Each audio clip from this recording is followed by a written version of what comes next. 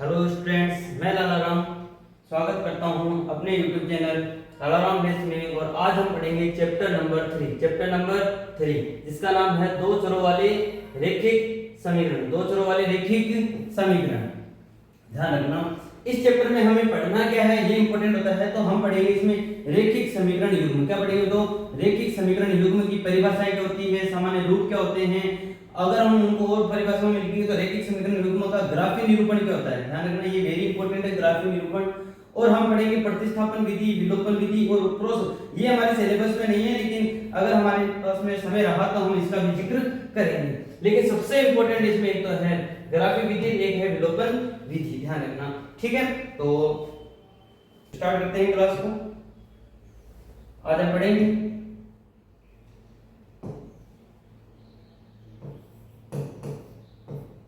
दो चरों वाले रैखिक समीकरण युग्म। तो हमारा आधा काम तो हमारा ये चैप्टर का नाम ही कर देता है। ध्यान रखना, सिलेबस में आधे से ज्यादा काम हमारा क्या कर देता है, चैप्टर का नाम ही कर देता है। जैसे क्या लिखा हुआ है, दो चरों वाले रैखिक समीकरण युग्म। इसका अर्थ क्या है कि इसमें कितने चर होंगे बताओ? इसमें दो चर होंगे। तो हमने चरों की बात में हमने चैप्टर नंबर 2 में कर लिए कि चर क्या होते हैं, जिनके मान क्या होते हैं, चेंज होते रहते हैं। तो इसमें कितने मान होंगे? ऐसे दो मान आएंगे जिनके मान चेंज हो सकते हैं, ठीक है। रैखिक का अर्थ क्या होता है? जिसमें घात क्या हो। रैखिक समीकरण का अर्थ क्या होता है? जिसकी घात कितनी हो, चरों की घात क्या हो, एक हो। ये हमने पिछले चैप्टर में इस बहुपद में देखा था। आपने वो वीडियो नहीं देखी तो आप YouTube चैनल में जाके देख सकते हैं। और युग्म का अर्थ होता है पेयर, यानी दो। यानी आपके पास में कितने समीकरण होगी? दो चरों वाली रैखिक समीकरण कितनी होगी? दो होगी। कितनी होगी? दो होगी। युग्म के रूप में होगी, जोड़े के रूप में होगी। इसमें हम पढ़ेंगे, सबसे पहले हम देखेंगे दो चरों वाले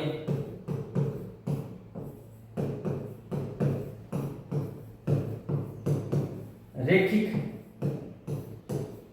समीकरण का मानक रूप। क्या देखेंगे बताओ? मानक रूप यानी स्टैंडर्ड फॉर्म क्या होती है। तो हमें ये देखना स्टैंडर्ड फॉर्म क्या होती है इसमें। तो सबसे पहले हम स्टार्ट करते हैं स्टैंडर्ड फॉर्म से। मानक रूप क्या होता है? तो हमारे पास में जो स्टैंडर्ड फॉर्म आती है वो होती है ax plus by plus c बराबर में क्या होगा? तो 0 इक्वल टू, अगर 0 है तो ध्यान रखना वो समीकरण के रूप में कहलाती है। अगर इक्वल टू कुछ नहीं है, सीधा ऐसे लिखा हुआ है, तो फिर ये बहुपद के रूप में होती है। ध्यान रखना। तो अब हम बात करते हैं इसकी।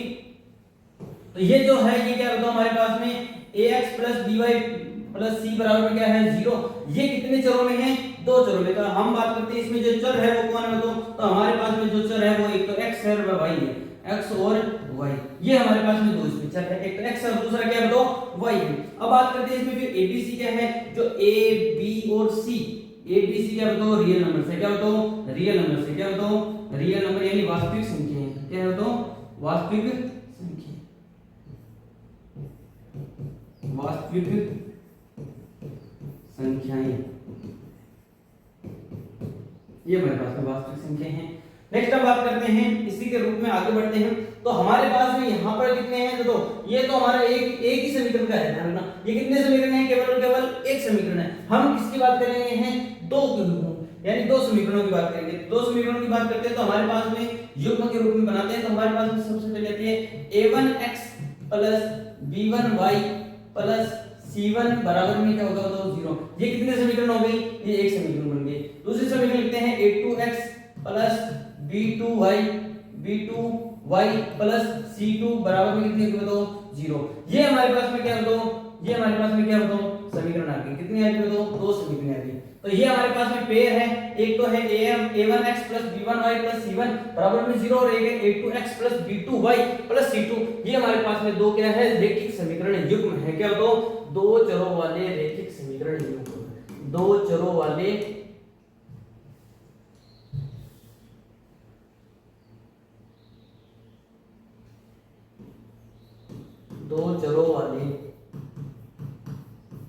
रैखिक समीकरण युग्म है। ध्यान रखना,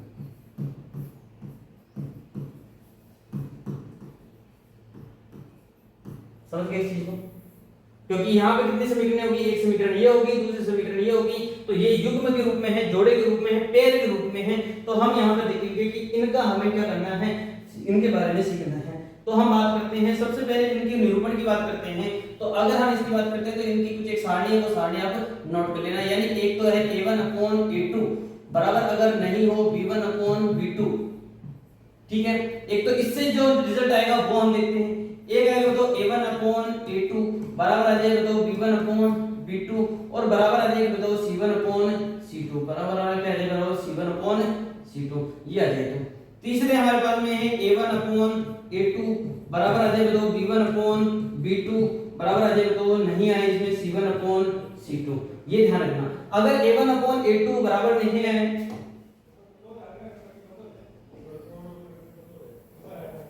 देखते हैं इसमें आगे देखो।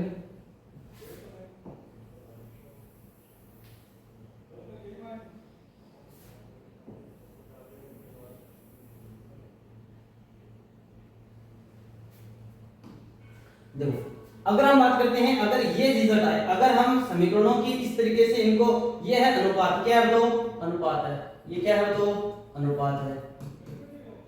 अगर अनुपात इस रूप में आए, गुणांकों की जो है संख्या की a1/a2 बराबर नहीं हो b1/b2 के, तब हमारे पास में रिजल्ट क्या आएगा वो हम देखते हैं। तो हमारे पास में जो रिजल्ट आएगा वो आएगा, वो हम देखते हैं क्या आता है, क्या आएगा तो इससे जो रिजल्ट आएगा वो आएगा तो प्रतिच्छेदी रेखा, क्या आएगी तो रेखाओं की ग्राफी निरूपण में क्या आएगा तो ग्राफी निरूपण में क्या आएगा तो प्रतिच्छेदी रेखा, क्या आएगी तो प्रतिच्छेदी रेखा, क्या आएगी तो प्रतिच्छेदी रेखा।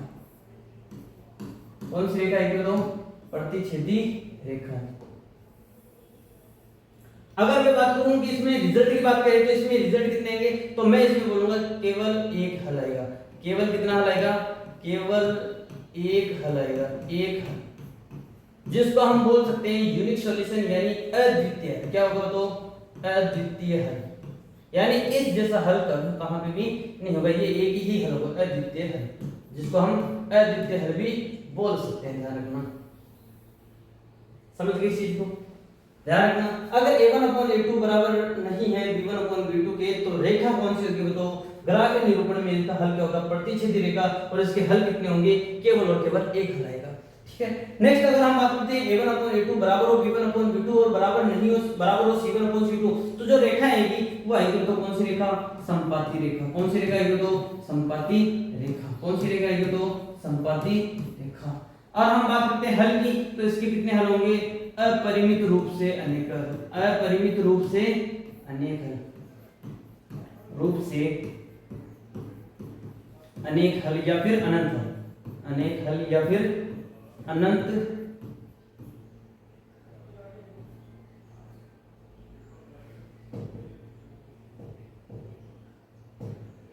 अनंत हल।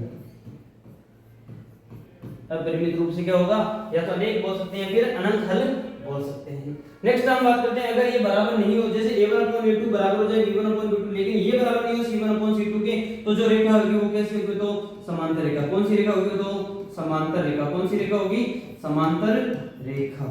और इसका हल क्या होगा, इसका हल होगा कोई हल नहीं, यानी इस प्रकार की समीकरण से कोई भी हल प्राप्त नहीं होगा, कोई हल नहीं। अब इनकी प्रकृति, इनके स्वभाव की बात करें तो इनसे कम से कम हल तो निकल रहे हैं। अगर हल निकलेंगे तो हम कहेंगे वो हल संगत है, यानी वो जो है वो इसको सेटिस्फाइड करेंगे समीकरणों को। तो अगर हम बात करते हैं केवल एक हल, तो एक हल निकलेगा तो वो सेटिस्फाइड तो करेगा, इसका मतलब इसका जो हल आएगा वो संगत आएगा। क्या आएगा तो संगत हल आएगा। क्या, कौन सा हल आएगा, संगत हल आएगा। अब बात करते हैं अपरिमित रूप से अनेक हल। अगर अनेक हल आ रहे हैं या अनंत हल आ रहे हैं, वो भी तो सेटिस्फाइड तो कर ही रहे हैं, और अगर सेटिस्फाइड कर रहे हैं समीकरणों को, तो इससे भी जो समीकरण के हल आएंगे वो कौन से आएंगे तो संगत हल होंगे। कौन से हल होंगे तो संगत हल होंगे। लेकिन इसकी बात करते हैं तो असमांतर रेखाओं में कोई हल नहीं आएगा, तो इसको सेटिस्फाइड करने के लिए कोई समीकरण के लिए कोई हल ही नहीं है। तो अब इससे जो समीकरण से प्राप्त होगा वो होगा तो कौन सा, असंगत हल। कौन सा हल होगा तो असंगत। समझ लीजिए, ये जो सारणी आपको पास में दिख रही है ये वेरी वेरी इंपॉर्टेंट है, ध्यान रखना। ये इससे कई प्रकार के सवाल पूछे जा सकते हैं। पूछ सकते हैं कि अगर इस तरीके की कंडीशन हो, अनुपात हो, मान लो कंडीशन हो, तो रेखाएं किस प्रकार की प्राप्त होगी, ग्राफीय निरूपण कैसा होता है, तो हम बोलेंगे प्रतिच्छेदी रेखा होगी।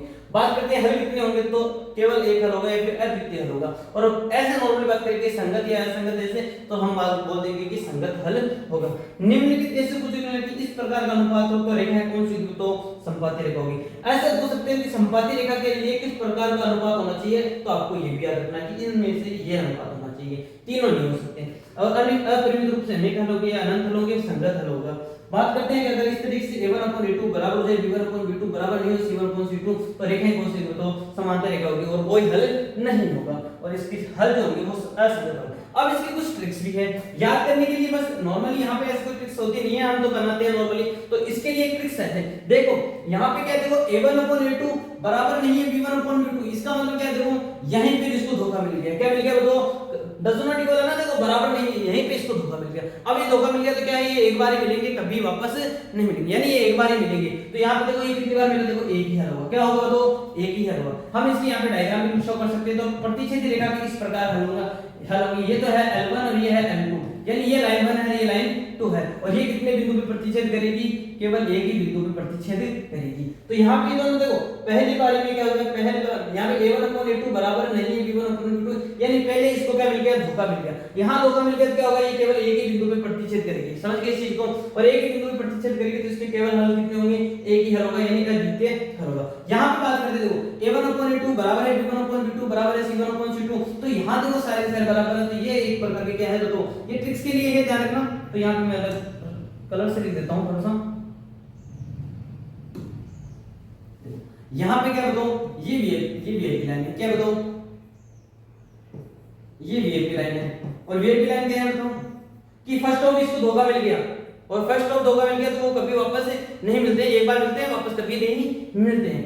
और यहाँ पे बात करें तो ये दोनों क्या बताओ, सच्चे दोस्त है, ये बताओ क्या बताओ, सच्चे दोस्त है, ये क्या बताओ, सच्चे दोस्त।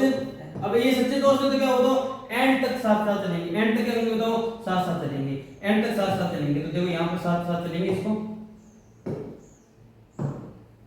ये एक रेखा है और इसी रेखा के ऊपर एक और रेखा है, तो दोनों दोनों दोनों दोस्त क्या हो रहे हैं, साथ साथ चल रहे हैं। तो यहीं पे L1 है और यहीं पे क्या है, दो L2, यहीं पे L1 है और यहीं पे क्या है, दो L2 है, यहीं पे क्या है, दो L1 है और यहीं पे क्या है, दो L2, दोनों रेखाएं एक साथ नहीं है।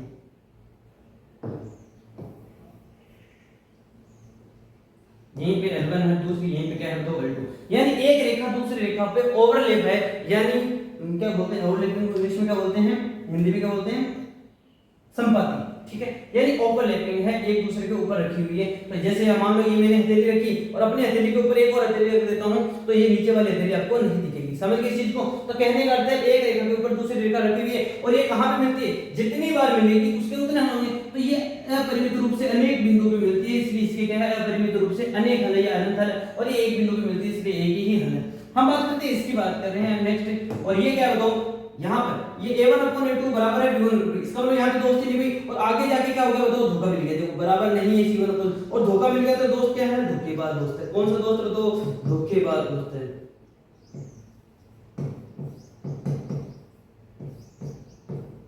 और धोखेबाज दोस्त क्या होते हैं, तो केवल और केवल, अब हम बात करते हैं धोखेबाज दोस्त है, तो वो क्या कभी मिलते हैं क्या, वो कभी नहीं मिलते, धोखेबाज दोस्त होते हैं, उनसे हम कभी मिलना नहीं चाहते हैं। तो इनसे जो रेखाएं प्राप्त होगी, बताओ किस प्रकार की रेखाएं प्राप्त होगी, इनसे जो रेखा होगी वो कैसे प्राप्त होगी, समांतर रेखा, यानी एक रेखा ऊपर जा रही है और ये दूसरी रेखा ऊपर नीचे जा रही है, और ये रेखाएं आपस में कभी नहीं मिलेगी, कहीं नहीं मिलेगी, और इससे अगर कहीं नहीं मिलती है तो उसके कोई भी हल नहीं होंगे। तो आप इस आसान ट्रिक से आप इसको देख सकते हैं, ध्यान रखना। तो नेक्स्ट करते हैं, आगे इसमें चलते हैं।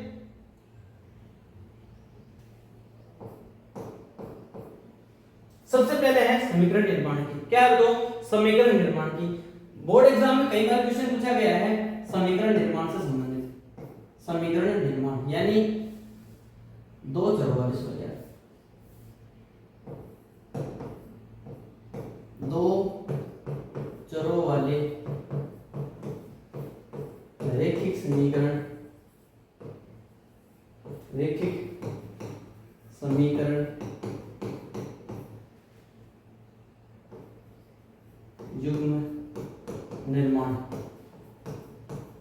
यानी हम क्या सीख रहे हैं, तो दो चरों वाले हमें गणितीय रूप में दे रखा है तो हमें क्या बनाना है, नहीं सॉरी, हमें अगर लैंग्वेज रूप में दिया हुआ है, प्रॉब्लम समस्या के रूप में दिया हुआ है, तो हमें गणितीय रूप में किस प्रकार से बनाएंगे, दो चरों वाले रैखिक समीकरण युग्मों का क्या करेंगे, हम निर्माण करेंगे, यानी समीकरण बनाने के ट्रिक सीखेंगे कि किस तरीके से हम सीख सकते हैं। तो जैसे एक बार एक सवाल तो ऐसे पूछ सकता है, जैसे एज का, किसका पूछ सकता है, तो एज का सवाल। कुछ सवाल तो बहुत इजी है, तो आयु के जो सवाल है इनमें किस तरीके से करना है, तो आयु वाले सवाल में आपको क्या करना है, वर्तमान आयु को आपको x या y मानना है। वर्तमान आयु को क्या मानना है आपको, वो मानना है आपको x या y, x और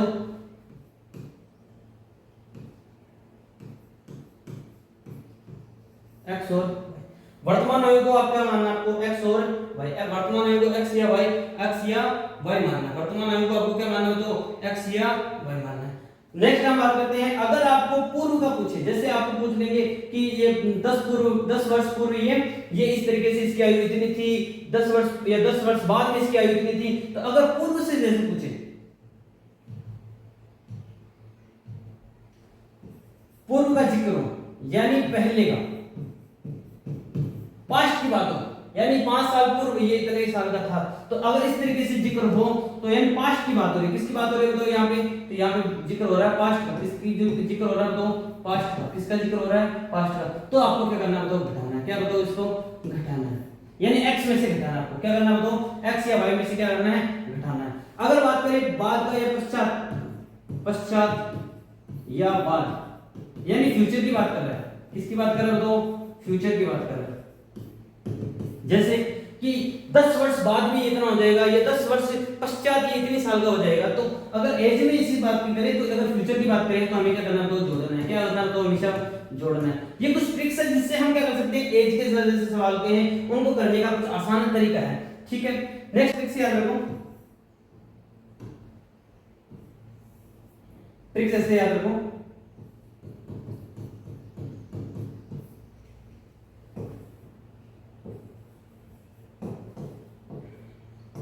पास्ट को घटाना है और फ्यूचर को जोड़ना है,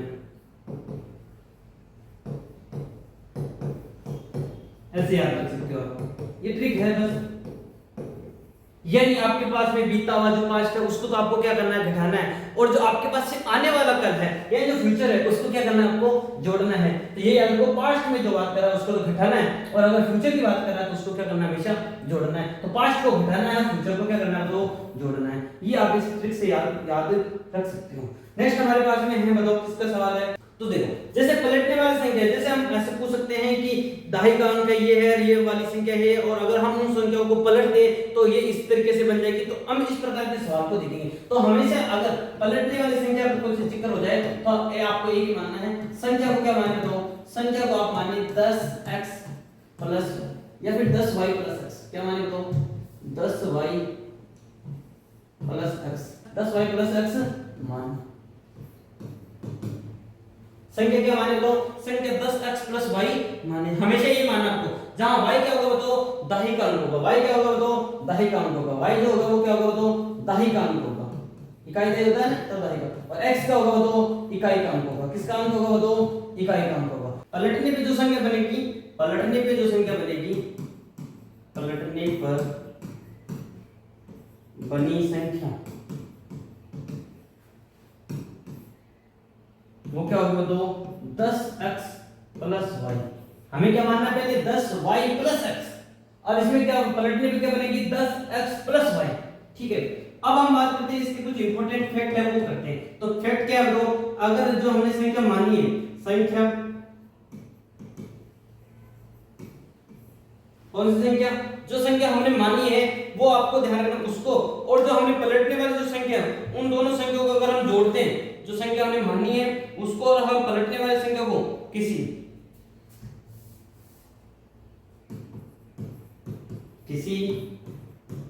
दो अंकों वाली संख्या, कितने अंकों की जी ध्यान रखना है, 2 अंकों वाली संख्या और उसको पलटने पर बनी संख्या बनी संख्या का योग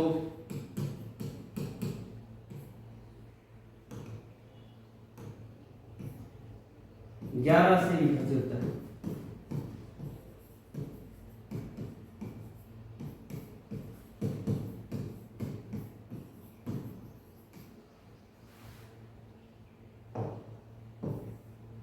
किससे विभाजित होता है? तो 11 से विभाजित होता है। नेक्स्ट हमारे पास में है, हम इसको देखेंगे, अभी क्लियर करते थे वो, लेकिन टॉपिक लिखते हैं पहले। किसी दो अंकों वाली संख्या और उसको पलटने पर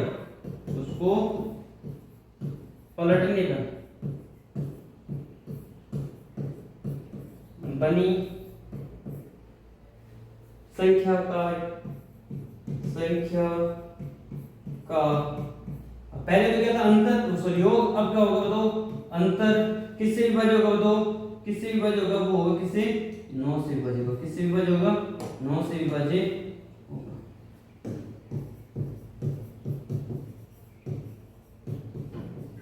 विभाज्य यह होता है, ठीक है।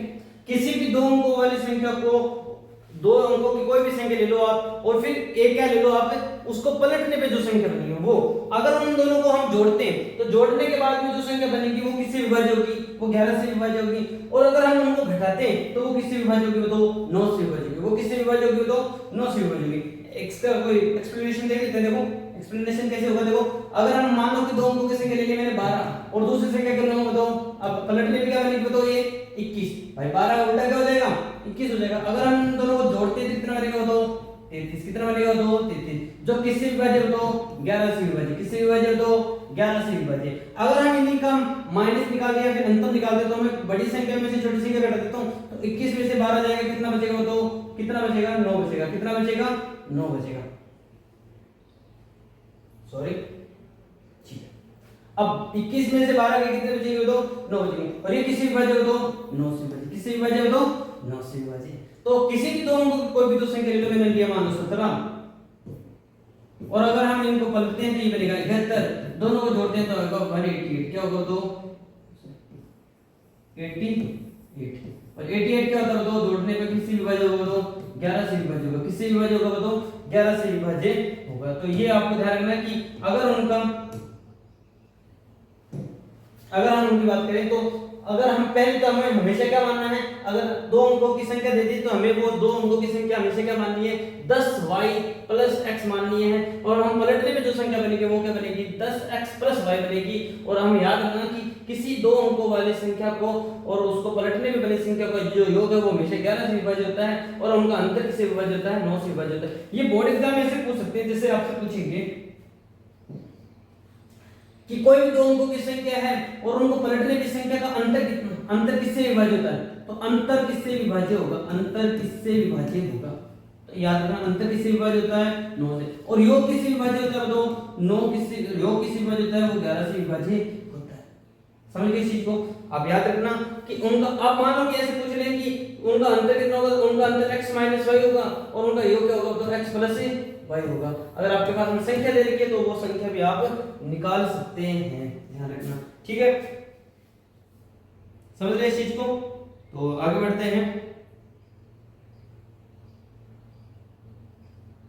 इससे कई सवाल आ सकते हैं आपके एग्जाम में, ध्यान रखना। जैसे आपसे ये भी पूछ सकते हैं कि अगर उनका अंतर आपके पास में, उन दोनों का अंतर आपके पास में क्या दे रखा है? तो 18 दे रखा है। क्या दे रखा है? तो 18 दे रखा है। क्या दे रखा है? तो 18 दे रखा है। उन दोनों का अंतर कितना दे रखा है? दो अंकों की संख्या और उनको पलटने पे बनी संख्या का अंतर कितना दे रखा है? तो 18 दे रखा है। तो उनका अंतर कितना होगा?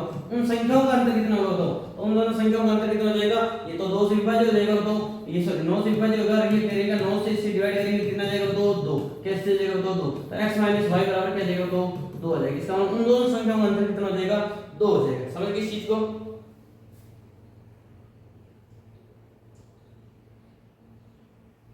इससे आगे बढ़ते हैं और हम देखो इससे आगे है, सॉरी, इसमें नाव का सवाल। अगर नाव जैसे सवाल आ जाए तो क्या करना है आपको? जैसे ये कोई नदी मान लो,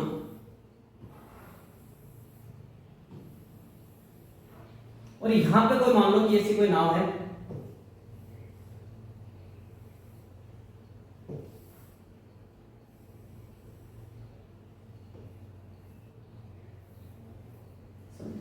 अगर ये नदी इस तरीके से इधर बह रही है और अगर नाव इधर बह रही है मान लो, तो दोनों की हमें हमेशा इस मान लो नदी की जो चाल है, नदी की जो चाल होगी उसको मानना है आपको x, और जो धारा है या फिर जो नदी की चाल है उसको मानना है आपको हमेशा क्या मानना है, तो y। ध्यान रखना, नदी जो नाव की चाल को हमेशा क्या मानना है आपको x, और धारा की चाल को क्या मानना है, हमेशा y मानना है। अगर ये धारा इस तरफ से, यानी धारा भी इधर बह रही है और नाव भी इधर ही जा रही है, तो क्या होगा, तो इन दोनों की चाल है जो फिर है वो क्या हो जाएगी, जुड़ जाएगी। क्या हो जाएगी, तो जुड़ जाएगी। ध्यान रखना। और अगर यानी इसका कहने वाला दोनों अनुकूल है, दोनों क्या है, तो अनुकूल है, यानी अनुकूल का कहने का अर्थ है कि जिस तरफ नदी की चाल है, सो नदी की धारा की दिशा है, उसी तरफ इस नाव की दिशा है। ठीक है, तो दोनों अनुकूल है, तो दोनों की जो दिशा होगी, जो चाल होगी, वो दोनों की हो जाएगी, जुड़ जाएगी। अगर इस तरीके से कि नदी तो इस तरह बह रही है और हमें क्या कर रही है कि नाव इस तरफ जा रही है, तो क्या होगी, तो ये जो धारा होगी, ये जो नाव होगी, वो धारा क्या होगी, तो प्रतिकूल होगी। क्या होगी, तो प्रतिकूल होगी। और अगर प्रतिकूल होगी तो इनकी क्या होगी, x माइनस वाई हो जाएगा। क्या हो जाएगा, तो x माइनस वाई। अब आप कहोगे सर x माइनस वाई क्यों होगा, y माइनस x क्यों नहीं हो सकता। y माइनस x इसलिए नहीं हो सकता क्योंकि x क्या बताओ मैंने, x मैंने मान लिया नाव की चाल, और आप मान लो कि नाव की चाल धारा की चाल से तो अधिक ही होनी चाहिए। अगर कम हो गई तो क्या होगा, नदी की जो धारा है वो उस नाव को क्या कर देगी, बह के ले जाएगी, यानी बहकर ले जाएगी। इसलिए हमेशा जो नाव की जो चाल होगी वो हमेशा क्या होगी, धारा की चाल से अधिक होगी। यानी कहने का अर्थ है कि x जो होगा वो हमेशा ग्रेटर देन होगा y से, यानी y का जो मान है वो हमेशा बड़ा क्यों होता है, क्योंकि अगर मान लो कि धारा तेज बह रही है और जो नाव है वो धीरे, तो नाव तो उसी धारा की दिशा में बह जाएगी, फिर वो क्रॉस कैसे करेगी। तो क्रॉस कराने के लिए क्या होगा कि उसकी चाल क्या होनी चाहिए, अधिक होनी चाहिए, धारा की चाल से क्या होनी चाहिए, अधिक होनी। और अगर वही वे में बह रही है, तो मान लो कि अगर धारा इसी वे में बह रही है और नाव उसी वे में जा रही है, तो आप ऐसा सोच सकते हैं कि उसकी नाव को कोई जरूरत ही नहीं रहेगी मतलब चाल की या फिर किसी फोर्स की।